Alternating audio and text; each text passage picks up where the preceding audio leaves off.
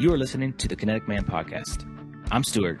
And I'm David, and we want to walk with you on the journey to living a life defined by uncommon action that is full of purpose, adventure, and meaningful relationships. Our goal is to refine our why while helping you find yours, and together achieve our best and highest purpose.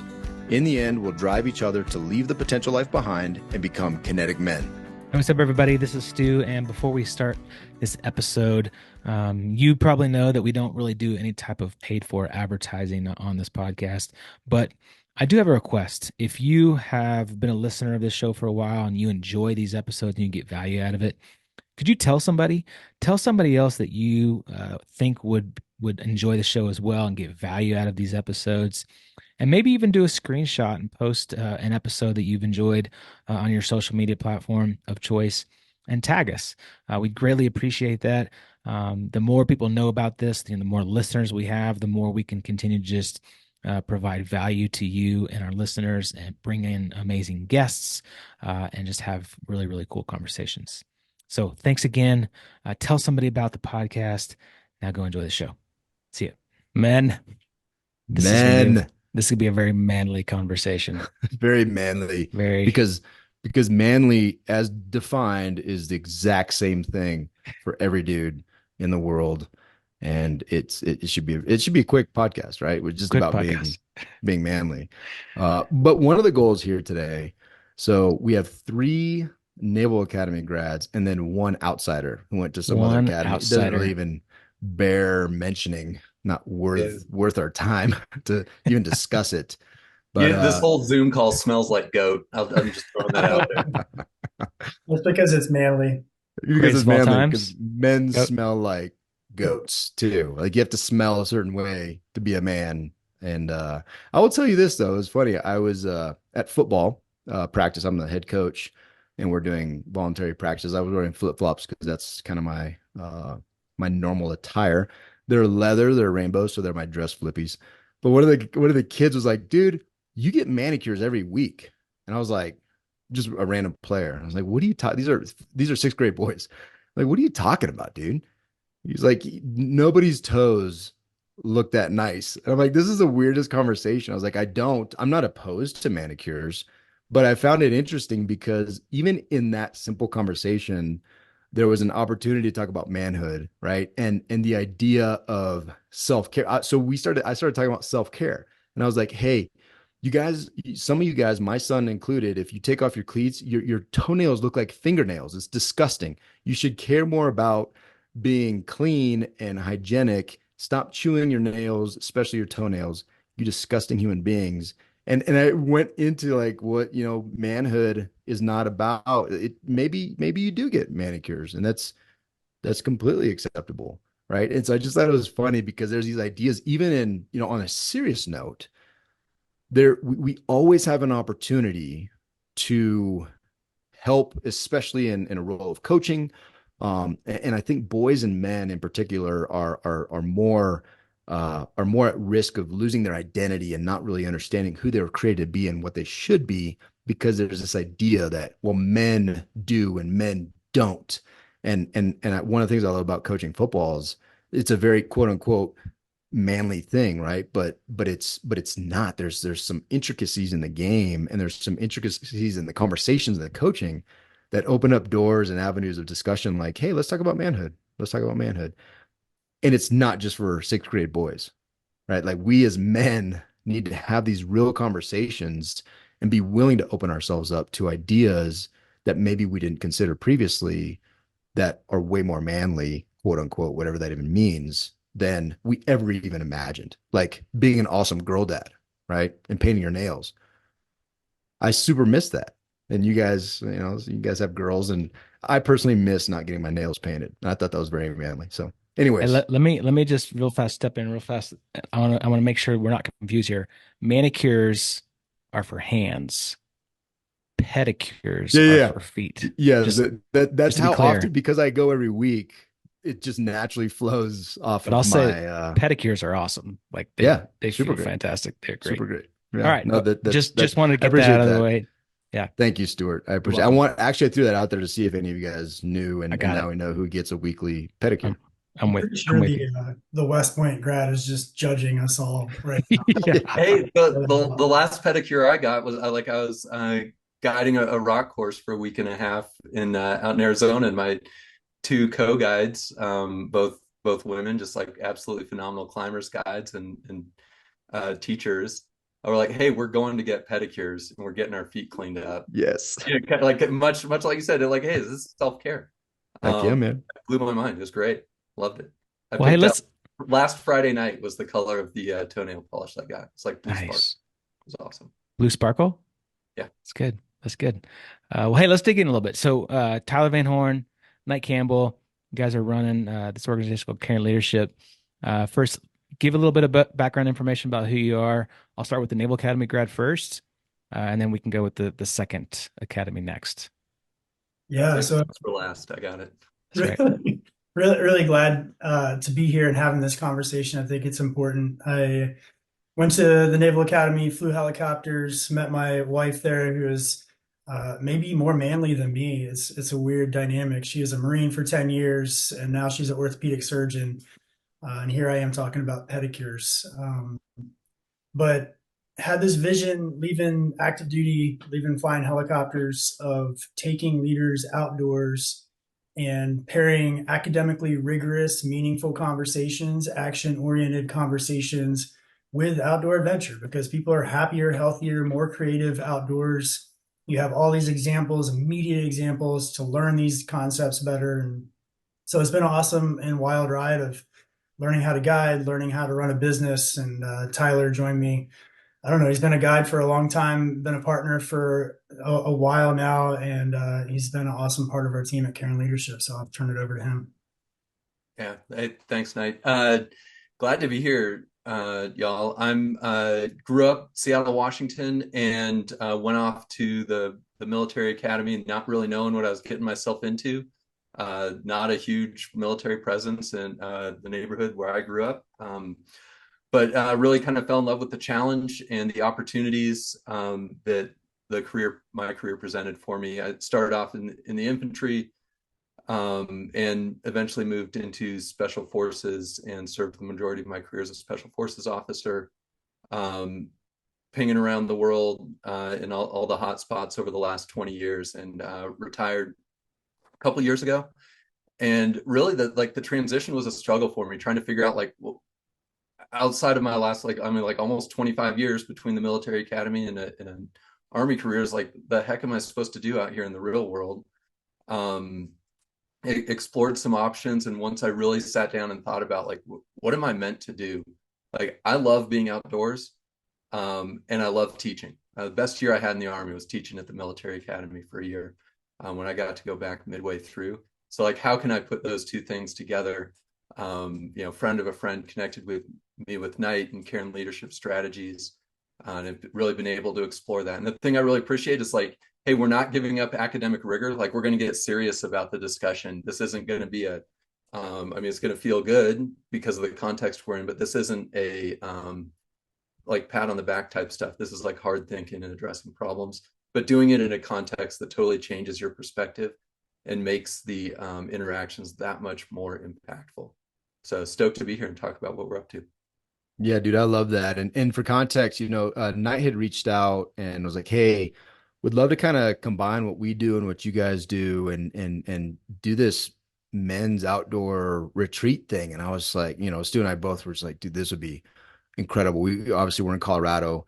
We love being outside, but you guys are like next level, ninja guys to what we to what we do. But on the physical front, and I think there was a recognition that let's combine some of the things that we do, the educational aspects, because a lot of times, while I'm huge for a physical challenge, a lot of times the most difficult things are not the physical challenges. They're the things that, like Tyler, you're talking about the transition, right? From military, we see a lot of guys, a lot of vets as they transition, because the identity piece is so it's a challenge to work through as you leave something like the military. And then when you talk about manhood, right? When you talk about being a dad and a husband, and there's two things I want to two quotes I want to read real quick as we get into this. I think that are very applicable. So, and at Knight, if I'm not mistaken, you're a big Stoic guy, right? You're Marcus Aurelius. You're a big fan. I Is that like the Stoics. That you doesn't like the Stoics? necessarily imply that I'm a good Stoic, but I try. You're yeah yeah. I wouldn't describe you necessarily as the traditional Stoic in personality, but you do value it, and I appreciate that. And a quote recently um, that I came across was a Marcus Aurelius quote, and he said, "Waste no more time arguing what a good man should be. Be one." And that really stuck with me because I was like, man, it's about action. It's not, there's so many conversations surrounding these things. There's so many examples out there of what a man should or shouldn't be, a good man should or shouldn't be. And we don't action it. We don't just be one because a lot of us don't know how to be one. We don't have the context for the conversation to action those things and get them on a calendar. And then I'm reading a book and we're blessed enough to have this author. It's a Jeremy Pryor book called Family Revision. And something early on in the book really stuck with me. And he's talking about the difference in the Western family and the classical family and a lot of biblical context of that as well. But not even biblical context. You go to other places in the world outside the West, and a lot of this family structure still exists there. But what he says is one of his quotes is, "Today, a man could have an amazing career, leave his family in ruins, and still be considered a truly great man. As a culture, we've decided that individual achievement is vastly more important. While family can be seen as merely a part of one's individual accomplishment, it is more just a sub point of a man's life and doesn't define him in any special way." What I found fascinating about that is I don't think any of us go into these things being like, man, I want to suck as a dad. And I really want my wife to hate me and I want to lose my family. Like, I've not personally met the dude. I'm sure they're out there, but I've not met the dude that's the desired end state. But I think there's so much surrounding manhood and fatherhood and being a husband in particular that's twisted and an emphasis on other places of quote unquote manhood that I think these conversations are critical. And here's a kicker in a book that you read, Knight, that I don't know how you read it so quickly, of Boys and Men. You like burned through it. I bet audiobook is what I bet, but I'm just saying. But the one of the things he says is being a great man and focusing on these man and boy issues is not just good for men. It's actually really good for women. It's not a zero sum game, right? We don't have to, it doesn't have to be one or the other. And so as we start this conversation, I want to highlight those few points because I think this conversation is so critical. And what we're going to do on the retreat is so critical because real men need to be having real conversations about real manhood and what that means to us. Yeah, I love that. And I think there's this distinction that I found in For the Love of Men by Liz Plank. And I think on both sides, right? If women aren't trying to help men be better men and men aren't helping women be better women, it's not, no one's going to fix it on one side of the gender gap. But she, in the very end of that book, talks about the dichotomy between real men and good men. And I think the four of us here are trying to be good men. And that's what I think most men want to be. But there's a lot of pressure in society to be a real man. And a real man is the person who leaves their family, is very successful, maybe burns through a couple marriages, all of that. A good man is a man who maybe is stoic, is there for his family, has integrity, has purpose in life, and pursues it. And I think often we're pressured to be a real man, whatever that is, and do all of that, and we're not really seeking to be a good man. And I hope that's something that we can figure out on this summit out in the mountains, is what does being a good man look like for me, and what can I commit to do to get further along that path. Let's dive into a little bit more about, what you guys do at Caring Leadership. You both have this passion for outdoor, you have a passion for leadership. How do you combine that, and what does a summit look like, for someone who's interested in going? What do you guys do? Tyler, take it.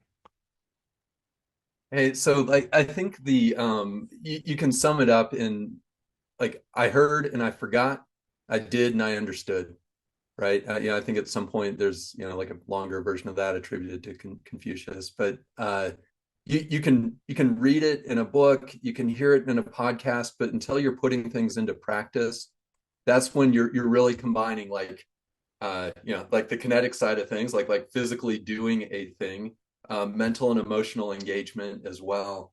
And that's where like I think learning comes together when you're putting the lessons learned into practice. So like, what do we mean by this? Let's go out and do it and see how it works when it comes to how do I communicate a vision? How do I go and execute that plan? So things like that are pretty critical components of being a leader, are things that we would practice out there on an event. Um, and like I think another important part of it is just the straight up perspective shift. Is we're out of a conference room and we're out in a totally new place, which like may be uncomfortable for some folks that haven't had the opportunity to sleep under the stars before, or really unplug and interact with nature. That perspective shift, and detaching from the distractions of kind of day-to-day life and the sound of the freeway outside your office window really helps things sink in a little bit more. Yeah, I'd just add an immediate example. We are really good at leveraging the experience for learning. So I just got back from guiding a team in North Carolina. We did a really hard hike. There were some people that had some like minor injuries that were like a day-long thing, not major. Don't worry too much. But it was hard. There were hard team dynamics there. And we were talking about perspective as an overarching topic that weekend. And so the next day, we asked them to sit down, pair up. They didn't know what they were going to do. And they had to write down, if I were the person I were partnered with, what was I nervous about? What was hard for me? What was I excited about? These kind of perspective questions, and then literally share it with other persons. So you're practicing this cognitive empathy in the moment with a real example that everybody did, and getting some feedback of, yeah, that's kind of spot on, or like, wow, you don't have a lot of empathy. Like, that's not at all what I felt. So it's these ideas. If you commit to being more present as a man, and then on the hike, you're not present, we'll call you out and give you that feedback real time. And you can learn from that experience instead of kind of just mentally or academically talking about it in a classroom. That's awesome. And you also have the privilege to pay for that, getting called out and ideally learn from that. I think that's great. There's an investment in that. And just out of curiosity, what does your typical clientele look like? Like what's the breakdown for most of your trips? Is it pretty set? Does it vary? What does that look like? At first, I was going to say very good. They look like very good They're, looking. they're very good. They're all good looking and Super, extremely highly qualified. super diverse. That's something we as a organization struggle with. People think, "Whoa, I can't climb mountains," or Mary or Joe can't climb mountains, which drives me insane because who are you to say that they can't climb mountains? And we've seen human beings are capable of so much. But I'd say our client base ranges from 28 to 65, 50-50 men and women, all kinds of different backgrounds, senior leaders to just entering the workforce leaders. The outdoors is for everyone, and we're good at bringing everyone out, working with people. If it's walking in an arboretum, canoeing, or climbing a glaciated peak, like we match the challenge so that it feels out of your comfort zone, but not in the panic zone, for whatever our clients look like. And just a heads up, Stu, typically when we say we're going to go camping and we're potentially going to be on the ground without a real plush mattress and things of this nature, Stu, there may be a panic that sets in because that panic for everybody, the threshold is vastly different. So there's nothing wrong with like liking nice things, like I didn't make any judgment. bathrooms It and wasn't a comfy judgment beds. statement. It was a statement of love for my best friend. Like that's what it was. It was a statement to really emphasize how empathetic and caring and compassionate and my Great. love for you is. This is great. That's all that was. This is great. Thanks, man. I appreciate it. I Hey, look so forward to seeing that demonstrated in action in in Colorado. action. You'll be That's right. digging this cat hole for him, right? That's right. Hey, so 50-50 men, women, diverse backgrounds, uh, leadership positions, businesses, and then you have this structure going on in your businesses, and then you kind of reach out to us and be like, hey, let's do a kinetic man retreat, men only. Let's talk about being a man. Why the shift, and why do you think that this is an important conversation and event to have? Yeah, so I'm invested in the conversation, and I think I've been invested in women in leadership for a long time. My wife is amazing. I've got two daughters. I've been thinking about, worrying about what does the world look like for my girls in 20 years for a long time. And I don't give myself any space to think about who should I be as a man. I think it's a scary thought. It's a scary conversation. It's frowned upon. If you say that in the wrong circle, people say, well, you're a part of the patriarchy. Why are you hitting on women or whatever? It's risky to even say that you want to have that conversation, but I think it's fair. We've had multiple women's leadership events. We have one coming up. We've never done a men's leadership event. And I think we want to take that risk because it's an important conversation. It's half the population are men. And if we're not being good men, what are we doing? And how else are we going to become good men without having the conversation? So I'm excited about it. I'm curious what Tyler has to say too. He's Yeah, like, well, man, I disagreed with this from the premise from the start when I knew who these guys were. Just kidding. Go ahead, Tyler. yeah, like I think like broadly, like there's a lot of overlap between like how do I show up as a good woman or like a female leader and a good male leader. Like there's a lot of overlap there. And like I think there's some it can be challenging to kind of devolve into stereotypes like we're talking about like oh real man do this and like I don't know if I were to talk to like 30 different people I might get 30 different definitions of what a real man actually is. um but I think just I'm interested in creating a space for just having the discussion of like what does it mean to show up, and use the strengths that I might have because of who I am, in a way that really lifts everybody up. And what are those traps? Maybe it would be a good word for it. Or what are those places where I can fall into? Like when I show up at my when I'm not showing up at my best, what does that look like, and how does that impact others? And I think ultimately it comes down to an awareness and an intentionality of how we're showing up. Dave, just like that discussion you had with the football team, it's like, hey, like off the cuff comment about something that's kind of referring to manliness or lack of manliness, and like, hey, let's turn that into like, hey, be intentional about taking care of yourselves. I think things like that are awesome, and taking out practical application from like boiling down a stereotype and then turning into like something that folks can actually practically apply, is really interesting. And I think also too, like I'm approaching this with curiosity, like what comes out of it. Like I lived and worked in a male dominated career field. I mean, women weren't even allowed to serve in combat arms branches until 2015, like towards the tail end of my career. And so I've seen a lot of different examples of men in leadership, some awesome, some like I wasn't as stoked about, but looking forward to having that conversation kind of like on the other side of the fence. Like, what does it look like out in the real world?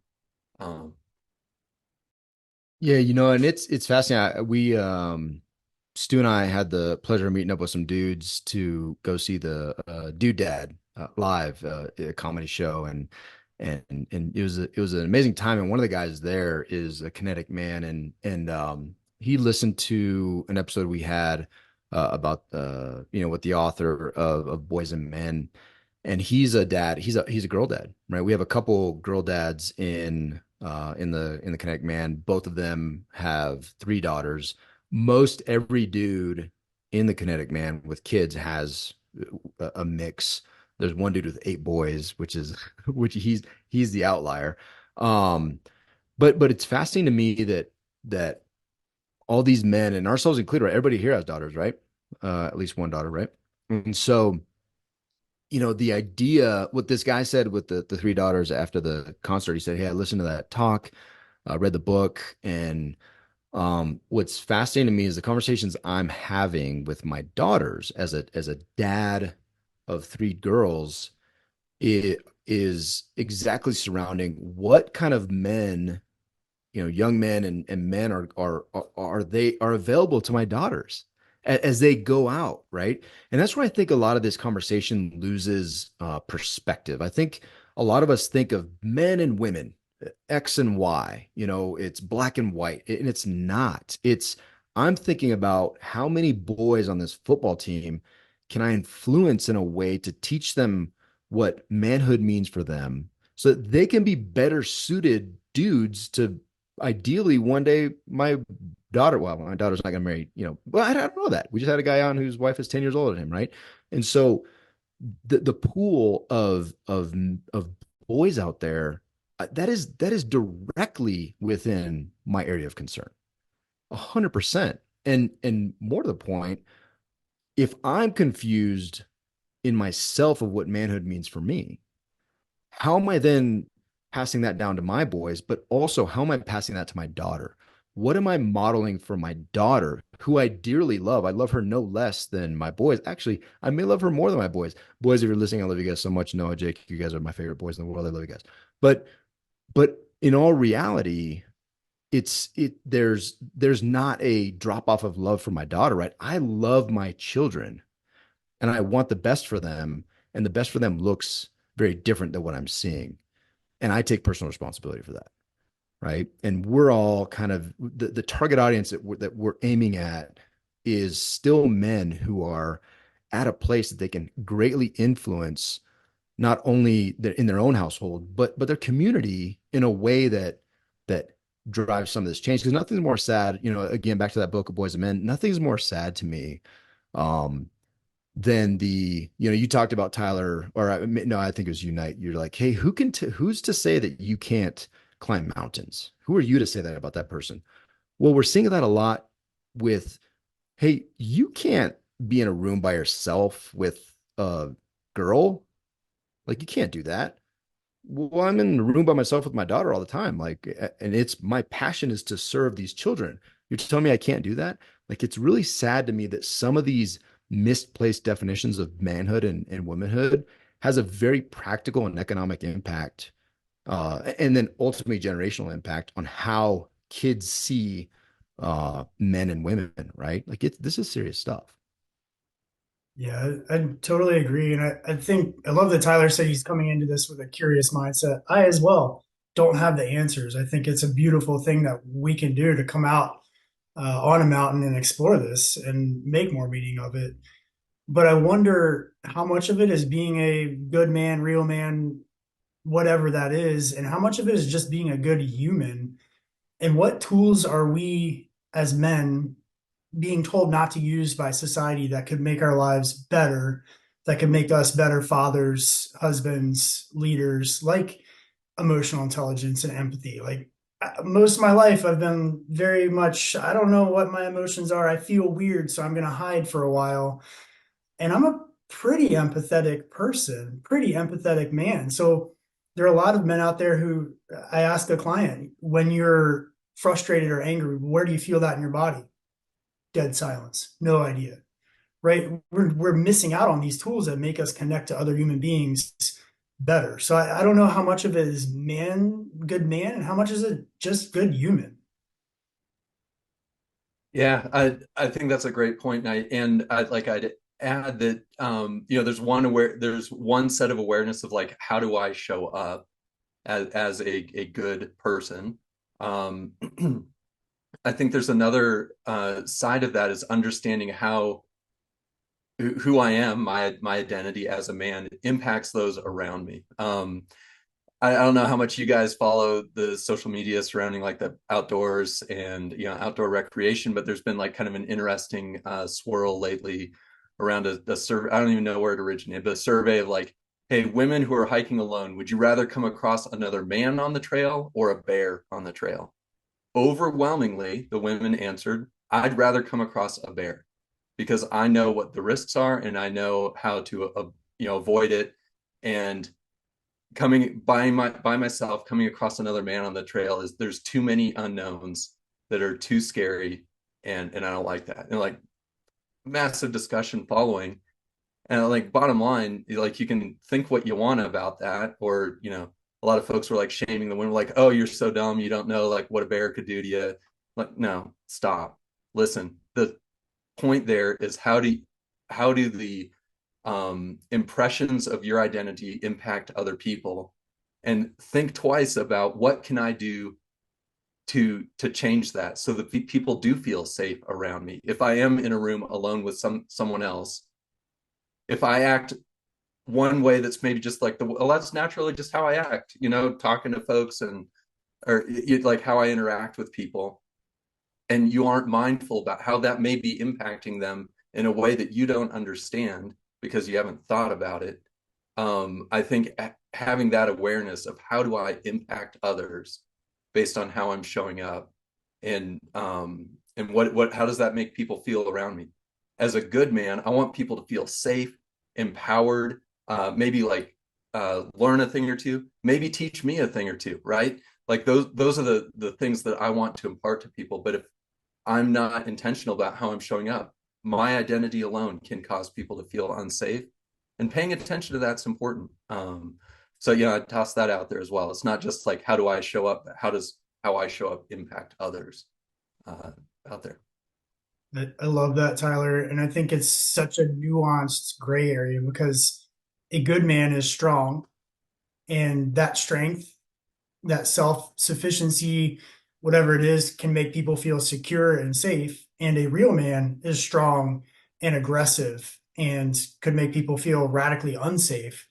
And so even the same descriptor of a strong man taken two different ways can make people around us feel really different. I think that's a powerful conversation. So one of the things that we hound on a lot in the Kinetic Man, and it's a rule inside of our mastermind group. Well, two rules: you have to show up, you have to show up with honesty, and you have to show up with vulnerability. And I think in the context of our conversation around men, I think that's hard to do a lot of times in a group of men, right?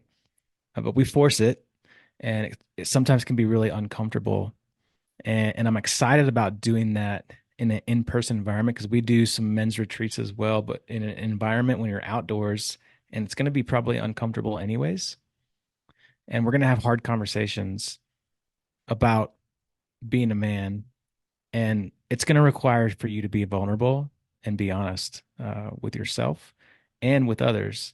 And I think having that in an environment, getting outdoors, doing some hard things, is going to push it even more so. And we walk away with it always with no kidding an action step, right? Like, what are you going to do about it? What is the action that you're going to put in place after we have this hard conversation, after we get done, crying from a conversation because we just got real vulnerable, right? What does that look like?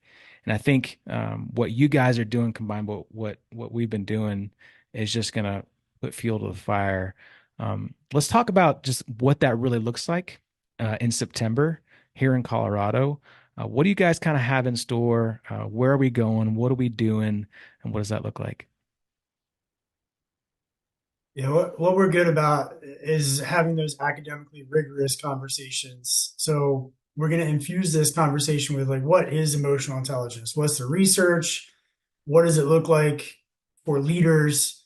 And then we're excited for you all to come in and say, great, we know that. And by the way, that's like a 20-minute quick discussion of what is this? We're not going to be pedantically talking to people or at people, but you give a foundation of this is what this looks like: emotional intelligence, empathy, communication, these different leadership concepts. And then you all come in with your expertise and say, okay, through the lens of being a good man, what ought it look like? What do you want it to look like?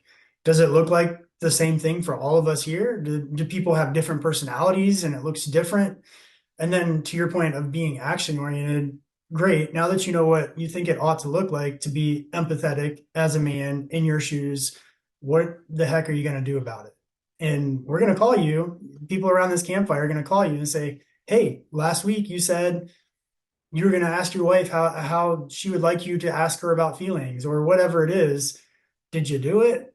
And I think just knowing that people are going to reach out and close that loop causes some forward movement, which is what I think is amazing about what we do.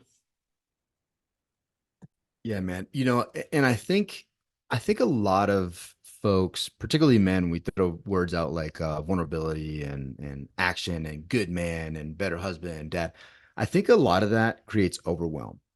Right. I think a lot of us, because we have a picture of what a great man should be, whatever that is, right? And whatever that looks like. And most likely there's probably some corruption of what that really is. And what we talk about, what I'm super excited about, what I love about these conversations, and this is something a neighbor recently, a guy who relatively stoic, non-hugger type, very engineering, kind of a little more, I would say more rigid and emotionally, particularly with other dudes.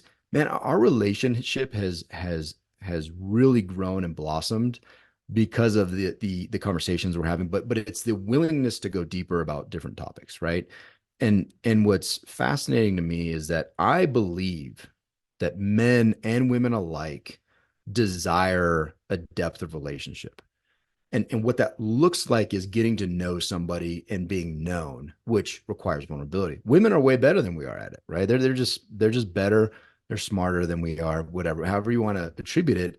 They do it better and it's healthy. I think that's why far less women kill themselves than men, right? That die by suicide because there's a true power and outlet in relationship. And so I think that, when we go out in the woods and have these conversations, what I love to see is a light bulb moment when it's like, hey, this is as simple as putting your phone down at dinner. Like, this is how simple it is. Or it's as simple as maybe ask 5 questions of your kids before you offer advice. And maybe the fifth question is, hey, would you like to know what I would do with this situation? Right? It's these little tactics that are hugely powerful. For me and my family, I'll tell you one of the biggest things that has been a game changer for me, my kids. I've learned how to say, "Hey guys, I'm sorry." As a dad, I'm sorry. I lost my temper. You guys all deserved it because you guys all suck, and I'm gonna, you deserve to get smacked down. But I lost my temper, and I'm sorry, and I want to be a better dad. And that then goes to conversations about things that are way more important to me, like faith. But your father in heaven is a perfect father, and I'm not him, right? Like it just builds on itself, and but not because I say it's right. It's right for me. My manhood looks different than Knight's and then Tyler's and Stu's, and I think that's the important conversation that we're going to get after, which is really really exciting. And back to your point, Tyler, being open and willing to be curious about these conversations can be an absolute game changer, right? Absolute game changer. No real question in that. It's just more of a comment. So we have on the books in Rocky Mountain National Park, September 6th through the 8th. We're doing a men's leadership summit with Caring Leadership and Kinetic Man. We're going to go on a pretty legit hike, right? We're going to sit around campfires. Um, Tyler and Knight are going to be leading the way on doing the hike. They're certified guides. What else do we have in store? Like, what are we providing for, we have 12 spots available, right? So we're camping, we're cooking, we're hanging out, we're around a campfire, we're going on a hard hike, we're having serious conversations, hard conversations where we're honest and vulnerable. We're coming away with an action plan. What else do we have in store? Yeah, we'll have journals for reflection, and we use the experiential learning cycle. So it's not just going out and doing things, it's creating space for reflection. And I don't know about you all, but I am hungry for that. Like I am always hurrying, always busy, going from meeting to meeting. I see a cool article. I'm like, oh, that's a cool idea, but I have no time to actually sit down, sit with it, make meaning of it, and translate that into something that changes my life and the lives, to your point, David, of the people around me, because maybe I act differently. And so I just am frenetically moving from thing to thing. And that I think, yes, it's an amazing hike. It's on a ridge line. It's going to be incredible views. Campfires are awesome. We're really good at making good food. We're going to provide most of the gear. If you don't have tents, things like that, doesn't matter. We've got your back. But it's that space to step away, think about who you want to be with other men also doing that, and then go back to real life, maybe change a little bit, maybe a little bit better, incrementally becoming more the person that you want to be and less running from thing to thing frenetically, wishing that you could do better. Just speaking for a friend, I don't have that problem, but yeah. Yeah, like along the way, in addition to these like kind of the like really important conversations, space for reflection on them, and like accountability and follow up on like, hey, what are you going to do to change? Like, how is this going to change, even just 1%, how you show up when you go home, and accountability and follow up on that. We are going to toss in some things about like just like technical skills about how to keep yourself warm at night, how to minimize the impact that you have on the environment around you, and probably a little bit of natural history about like what caused this place that we are enjoying to even be here, and some of the geology and environmental studies around that. So like we'll touch on those things because those are just like interesting tidbits to learn about your environment and to kind of help inspire appreciation for for the nature around you. So like those you'll get like those kind of little like nature nuggets along the way as well, which I think kind of just add to the overall experience. But like Knight said, like really like providing some things to think about, providing space to actually think about them, and then talking about like how is that going to change the way you show up next week. Just to add in, because people get this misconception, and I think it's interesting in this conversation, we're not going to like start fires with bowstrings or kill squirrels and try to grill them or whatever it is. We're not a survival company. We want you to walk away from this feeling empowered to take your family, friends, whatever, maybe even go backpacking the next time. Most of our people that come out with us have never camped before, have never rock climbed before. And we are passionate about teaching those skills because it makes us better humans to spend that time outdoors. And so then you can go do it with other people. Like that's why we don't do ropes courses and different kind of contrived scenarios, which also work. You just can't apply those to your life outside of that one time, one context. So no flint fires. We'll probably just use gasoline and a lighter safely-ish. Safely-ish. I love it. I love it. Well, and we're gonna have fun, right? I mean, that's the other thing too, is what I'm super excited about this is deep conversation, it's connection, it's getting to know some people that we've probably never met. Who knows what grows out of that, right? Who knows what if there's businesses or best friends or oh, I have 3 kids, you have 3 kids, oh, I have 2 boys and a girl. Oh wow, you live right down the street? That's crazy. Let's hang out. I mean, there's all kinds of things, and you don't have to tell me how to stay warm in the cold. I'm Big Spoon. If we're in the same tent, I'm Big Spoon. Like it's just physics. It's heat, and it's it's obvious, man. Like we just get it done, right? Stay warm. But I want to go ahead, Tyler. Sear school style. Yes, Sear school style. I was gonna say that's the 6th law of thermodynamics. If anyone was curious, I don't know. I mean, like I know that I'm walking into this event with 3 folks that are used to like yacht clubs and exactly whatever you guys do on boats and all that kind of stuff. So like listen, like you're gonna have to put a backpack on. It's gonna have like a jacket and maybe a water bottle in there, and that's gonna be really heavy for you. But it's gonna be okay. Gonna put those on top for us, Tyler. Weren't you gonna like for us? Hey man, we don't have Sherpas. We probably shouldn't disagree on the call, right? On the call that we're trying to market this, but like Tyler, we got things to talk about because I may be out. I didn't know that I was gonna have to take off my docksiders and not go to the yacht club. like all these things that are very natural to me. No, I love it. And but I want to encourage our listeners, right? Like I think there's an element of, we've hit on it, being outside and all that stuff is amazing. And if you haven't taken your family out, and even if this creates a little bit more confidence to get out there with your family, there's very few things that are more rewarding than taking your kids out into the wilderness if you got kids and just spending time. There's no cell phone reception. There's God's beauty, the silence, and actually the noises of the night, like all the things, all these little things that your kids will pick up on, and it's a beautiful experience, right? And we get to do that on top of. I'm super excited about the leadership opportunity, like the leadership learning lessons that you guys are experts in. Like there's so many things that I'm going to come away from and be like, oh man, I just never thought of that. That we in the kinetic man. Those are the words that we're looking for because that usually drives the biggest change. Like I just never thought of that. I just didn't know I could do that thing, right? And so it's going to be fascinating. It's going to be fascinating. It's going to be a great learning experience. It's going to be a lot of fun. I mean, it's Colorado, and we're going to be hiking on a ridge line, dude. Like, I don't think many things get better than unless we do it next time in the winter, and you could ski down that. That might be upping at one level. So, no, it's going to be awesome. Super excited about specifically night that you reached out. And you're like, hey, I got this idea and I think this would be cool. And immediately, man, Stu and I were like, oh, dude, that sounds super dope. Like that is something that we're passionate about.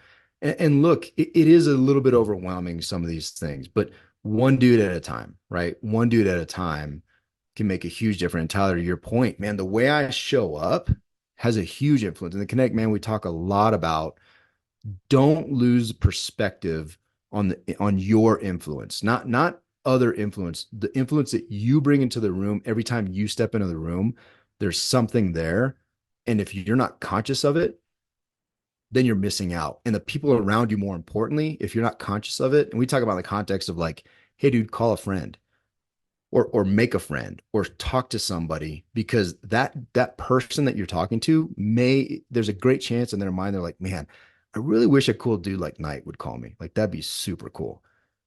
Like people do think that. We think it, right? We think it. And so when you're the catalyst for action that does those things, man, huge impact. Huge impact. And so I'm looking forward to it, boys. It's gonna be fun. And I'm looking forward to Stu like squirming in a backpack and sleeping on the floor on the hard ground, and maybe there's some little buggies that come into the tent. I don't know. I didn't. That's. I thought we had like. The bug spray, the bug barriers. No, I thought we were like staying in cabins and Yep, we are. um Yeah. air conditioning and stuff like that. Yep. Yeah, we are. Yeah. Dave Oh, is just going to feed you with a palm leaf. I think that's the best we can do. definitely know that Dave will be giving out 20-second hugs to all of the attendees. 100% attendees get one. That's part of the package. Do we get those too? Multiple. Yes. It's gonna happen. It's gonna happen. Good, good. Well, awesome, boys. Uh, Well, this is so fun, man. I really appreciate you guys. Not only what you do and your desire to lead. Obviously, Tyler and Knight, both you guys are two of the most thoughtful dudes that I've ever met. In all seriousness, you both, from our first conversation about planning this thing, some of the thoughts and the questions that you guys had were just very. It was the only way to describe it is just extremely mature and very manly. Right? It was like, man, these guys are really serious about imparting not only leadership skills, but how are we better human beings for ourselves and for those that we lead? It's something that really I came away from that conversation humbled. I was like, man, I need to be a little bit more like that. So I appreciate you guys. Well, back at you guys. That's why we're here having this conversation and going climbing and camping with you, because I think you all think in the same way that we do, making better men, making better humans, making the world a little bit better, and being action oriented. So we appreciate you. We're excited to get out there climbing and camping and talking about important things. yeah, man. 100%. Thanks, guys. So September 6th through the 8th, 2024, here in Colorado, Rocky Mountain National Park. Details can be found more on the Caring Leadership website. Guys, talk about that. Where do what do we put in the show notes? How do guys get signed up? Yeah, we have right on the website, there are leadership summits, and there's a men's leadership summit that's got all the details, what's included, how to sign up. And if you need a payment plan or something like that, there are options on there for that as well. So go to the website, check it out. I'm sure that you all put that in the show notes, make it easy for people. CairnLeadership.com, CAIRN leadership.com. And we'll see you out there in the mountains. Yeah, man. Good stuff. That'll be in the show notes. Guys and gals, hey, pass this on. Let's take action on this. Men specifically, come meet us, hang out with us.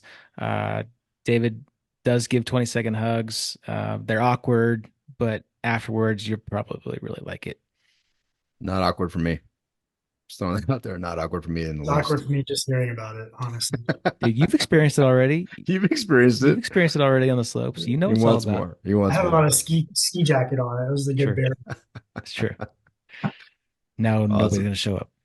Great. Now we just lost. Anybody who's interested is now no longer interested. No, yeah, we'll edit it out. No, he won't. Tyler, Knight, can't wait to see you guys. Thank you. Thanks, gents. Have a good one. See you guys. Hey, for those of you who've been listening to this podcast for a while, you know that Dave and myself transitioned out of a 20-year career in the military, in the Navy. And there were some really big struggles in that. And I'd say that for anybody that's in a transition of changing an identity can have a really, really hard time finding a new identity and going through the struggles of figuring out what's next. We talk a lot about purpose. We talk a lot about tribe and community. We talk a lot about mission. And those aspects of a transition are really hard to figure out. So you need a community. You need a tribe. You need to have someone in your life that's going to hold you accountable and help you grow into this new identity. That's what we do in the Kinetic Man. We have a lot of military veterans in our space that we talk through on a daily and monthly basis of how to figure out what's next, how to figure out how to continue to live with purpose, live with mission, and be incredible husbands, incredible fathers, incredible leaders in the community, and incredible businessmen. We have a ton of entrepreneurs. We have guys doing deals together, investing with each other, and growing with each other to be the best men that they can possibly be so they can show up every single day for their families and for their businesses. If that's something that sounds interesting, come join us. You can go to thekineticman.com/signup, thekineticman.com/signup, and come grow with us. See you. Thank you for listening to the Kinetic Man podcast. If you are growth-minded, community-focused, and willing to take uncommon action to redefine success and live an abundant life, visit our website at www.thekineticman.com to see all the ways we could connect. Yeah, and on our website, you can find more information on everything we're doing, like joining our meetup page to get the details on our webinars and our local Thursday gatherings here in Colorado. From our site, you can also find more information on and sign up for the next Kinetic Man retreat and the next house of our mastermind group. Finally, we always appreciate your love and support. Please share this episode and go rate us on your favorite podcast player of choice. Thank you again. Now go take uncommon action.